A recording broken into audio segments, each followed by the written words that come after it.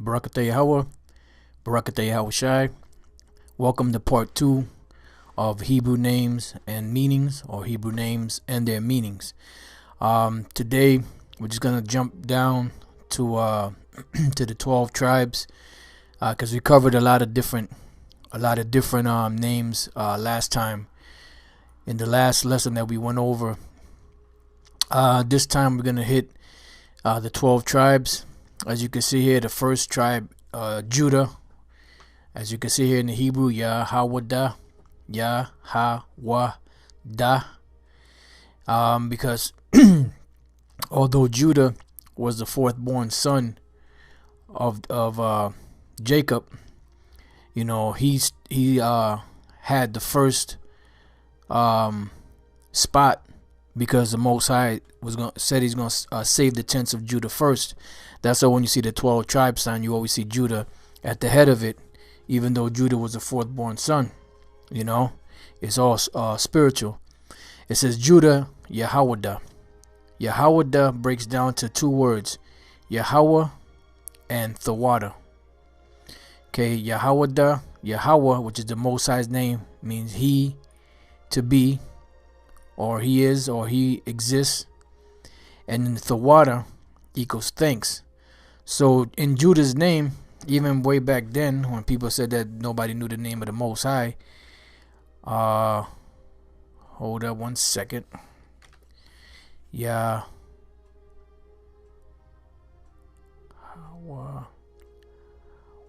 Okay, Yahawada. I had missed a couple of letters. All right, so Yahawada, even back then, when they say that people didn't know the name of the Most High, nobody knows the name of the Most High. Even back then, men knew the name of the Lord. They started calling upon that name going way back around the time of Adam. Because Adam knew the name of the Most High. But the men back then started calling upon this name, Yahweh. But it just wasn't well known, because it wasn't time for that name to be fully magnified.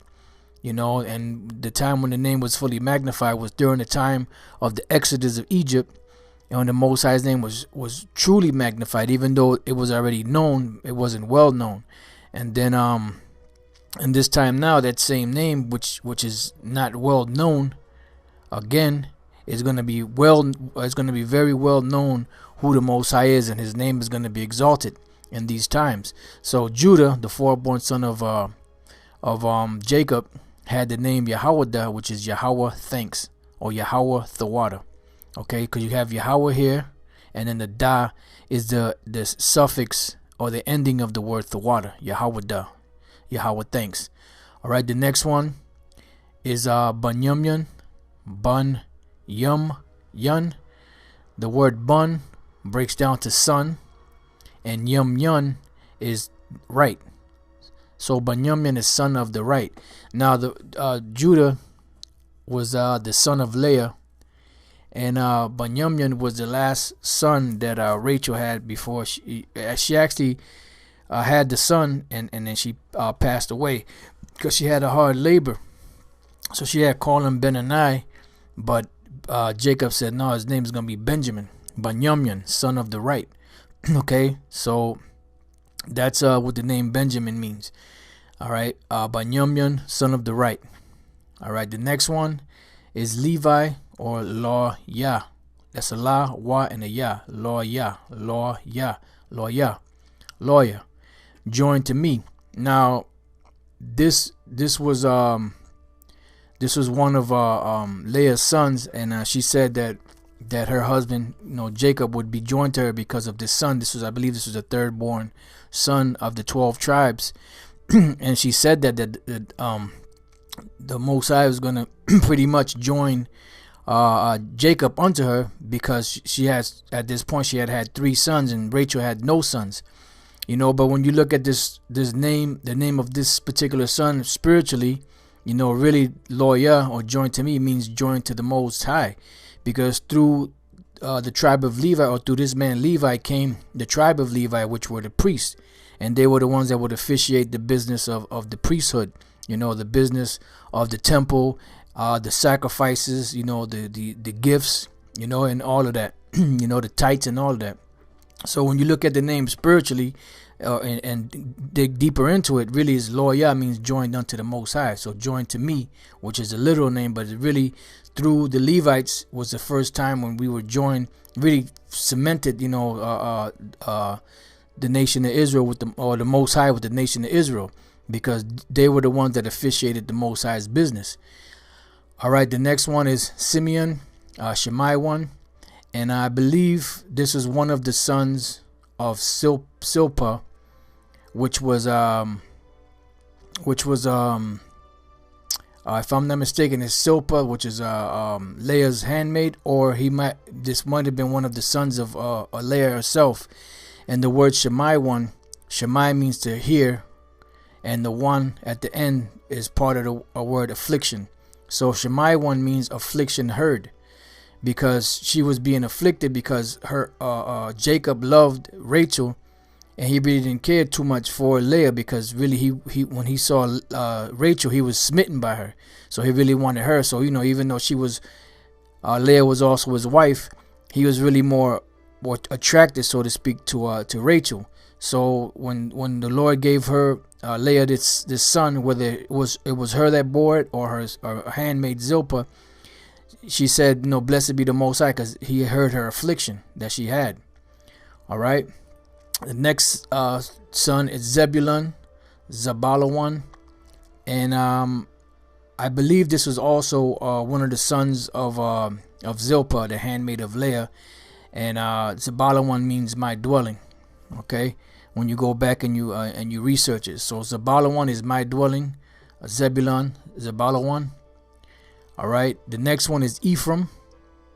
Okay, Aparium. Now, Ephraim was one of the sons of Joseph, and Joseph had two sons, Ephraim, or Manasseh and Ephraim became the one that was higher than Manasseh, even though Manasseh was the firstborn.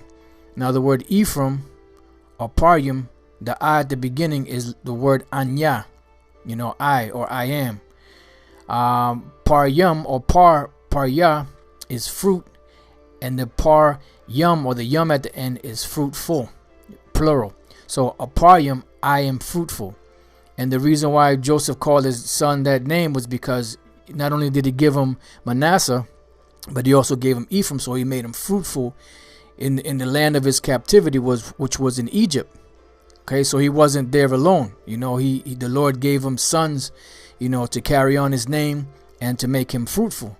All right, so that's the name Ephraim or Aparium. All right, the next one is Manasseh or Manasseh.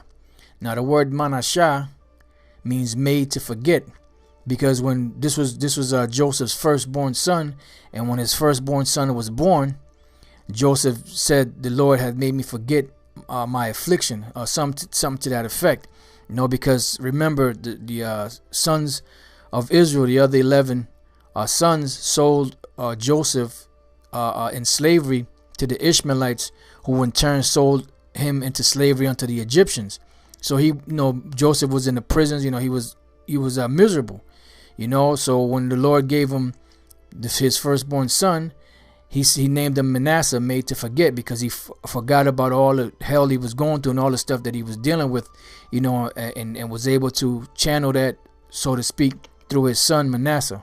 And then Ephraim came, which gave him even more joy. That's why he said, I am fruitful, for Ephraim. All right, Gad, or God is troop. Now, Gad was I forget if it was Zilpah or Bilhah, one of the handmaids' son. And when she was giving birth to this particular boy, which became the father of the tribe of Gad, there was a troop. She saw a troop, so she named him Troop. Okay, so that's what the name God means. It means troop. All right, God. All right, Reuben, which is the firstborn son of Jacob through Leah, is Ra'abun. Ra'abun. And Ra'abun, Ra'ah is to see, and the bun is son. So see, it's a son. Because that was the firstborn the beginning of Jacob's strength. So the boy's name was called Reuben or Ra'aban, because that was his very firstborn, and that's what his mother Leah called him. That was her firstborn son. And the reason why the Lord did it was because Jacob loved Rachel more, and Leah was despised in his eyes, so he allowed her to be fruitful and withheld from the womb of Rachel, to gain favor for Leah, so to speak. All right. Now the next one is Asher, Ashar, which means happy. And I'm not sure which one of the handmaids this was. I believe it could have been Leah's handmaid or Rachel's handmaid, but the name was happy. They were happy that they were able to bear another son. And Leah was the one that bore Jacob Dinah, which the word Dinah is a feminine way of saying judge. Okay, that's just as a added footnote. The next born son was Naphtali or Naphthalia, and I'm not going in any particular order on these. I'm just giving it to you as it's on the sign. Naphtali is Naphthalia. Naphathal means wrestling, and the Yah is my wrestling. Because remember, these two women were fighting one with another, or in competition, wrestling one with another, and the one that was more despised, so to speak, for lack of better words, was Leah. So whenever the Lord would give her a son, she would name it according to the situation she was dealing with at the time. All right. The next one is Issachar or Yashashkar. Yashashkar, because that's Yah, Shah, Shah, Ka, Ra. These two are connected, and these two are connected. Yashashkar. All right. Now the word Yashashkar means Yah is he, Shashkar is hired. All right. And what happened was that her son, I believe it was Reuben, found some mandrakes, and or one of the sons of Rachel, or one of the, I believe he was either Reuben or one of the sons of Rachel that found the the mandrakes. And you brothers could go look it up. And what happened was Leah bought the mandrakes from Rachel, I believe, the story goes, and she hired her husband to lay with her that night for the mandrakes. Some to that extent. Rachel bought the mandrakes from Leah. The Reuben was the one that found the mandrakes, and Rachel bought the mandrakes from her, and Leah was able to lay with her husband because she hired him that night, to lay with her, because through the mandrakes that Reuben found. Now Issachar is the so-called Mexicans, and when you're looking at it spiritually, it's dealing with how they're always ready to work, they're always ready to be hired, because they fit the prophecy of being, he is hired, Yashashkar, he is hired. So when you look at it spiritually, that's what the name was. Because remember, there's a Latin term called omen nomen, which is name prediction, and a child was normally named after what he would do, so that's why this name was heavy, because it's spiritual. Because if you look at the characteristics of the so-called Mexican, they're always ready to work, and they're hard-working individuals, always ready to be hired. You'll find them on the streets and all of that. All right, the next name, and that was the 12 tribes. The next name is David, Dawadah, and the name Dawadah means beloved, because he's beloved of the Most High, a man after the Most High's heart. The next one is John or Yohanan, which is Yawachanan, which Yawachanan is Yahweh, or Yahweh's grace or gift. Okay, so it's Yahweh's grace or Yahweh's gift. That's what the name John or Yohanan means. Yawachanan. It's not Yohana, that's a fake Hebrew name. It's Yawachanan. John, Yohanan, which means Yahweh's grace or Yahweh's gift.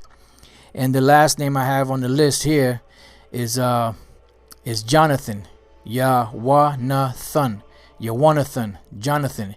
Now Yawanathan means Yahweh has given, because Yahweh or Yahweh for short, and Nathun is to give.